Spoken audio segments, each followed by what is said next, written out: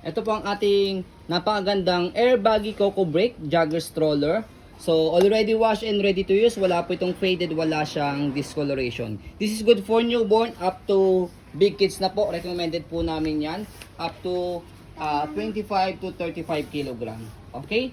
So, ito po yung details po niya one by one. Ang ganda ng colorway po niya. Ayan, especially kung lalaki yung baby po ninyo. Pero unisex color naman po siya. Ayan, Denim. so yung pagkaka-blue niya, ayan yung style niya. And Hindi then, yung blue denim yan. denim ba siya? And then yung lining niya, kulay brown. Yan. Which is leather. Ayan. And then meron siyang peekaboo dito. Ayan. And then, pwede siyang fold ng ganyan by half pa. Tapos, ito, yung kanyang setup ng pagkakaupo. So, meron siya tatlong butas dito for newborn, toddler, and kids. Depende sa laki ng baby po ninyo. And then, yung kanyang belt lock, wala po siyang putol. Heavy duty. 5 harness po yan. Okay? Safe na safe po yung inyong baby. And then, yung kanyang front handle, ayan, leather na rin po siya. Ayan, ganda. So, ayan. So, kahit hindi nyo naman tanggalin to, pagka ilalagay si baby, ganyan lang kasi malaki space niya rito. And then, yung footrest niya. Ayan. Tapos, yung gulong niya sa harapan, inflatable, hindi siya butas. Ayan. Matigas, ayan. Ayan, okay. Tapos, pagka hiniga siya, dito lang sa side, may zipper siya. Ayan, higa natin. Ayan. So, good for newborn siya. Malapad siya. Ayan. And then, next natin yung body frame niya. Nang kinis pa. Sa maselang seller, pwede po ito sa mga masaselang mga buyers. Ayan. Sa likod niya, ayan yung kabilang side ng gulong. Tapos, ayan. Sa likod, ito meron siyang pocket dito. And then, basket na laki. Marami kang pwede mailagay. Stopper, ayan. Workings. So, this one is stand po siya. Pamamit pag finold. Ayan. So, hindi siya, tawag wala siyang kalawang dito sa part na yan, ha. Gulong niya sa kabilang side. And then body frame.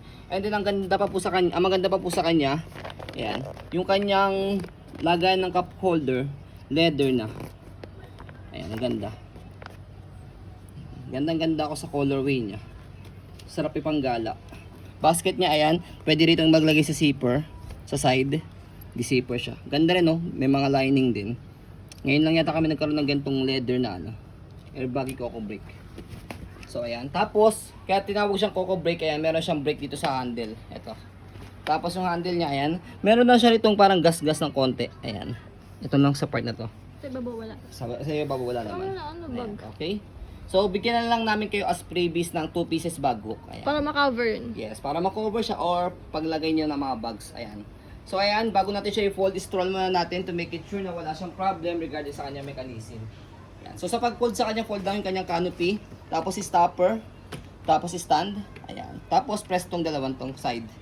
And then, fold natin siya. And then, ito is, ikot nyo lang siyang ganyan. And then, shoot. Tapos, compress. Ayan. So, can stand alone. Okay? So, sa pag-open, tanggalin lang po ito. Tapos, bubukan nyo lang po siya. Ayan. Okay? So, this is heavy duty stroller. So, ayan po. So, you can see ang ating napakagandang Airbaggy Coco Break Jogger Stroller. As you can see, very details po kami sa po pag-video kasi ang aming shop policy, no refund, no exchange. What you see is what you get. So, yun po, maraming salamat. Have a nice day and God bless po.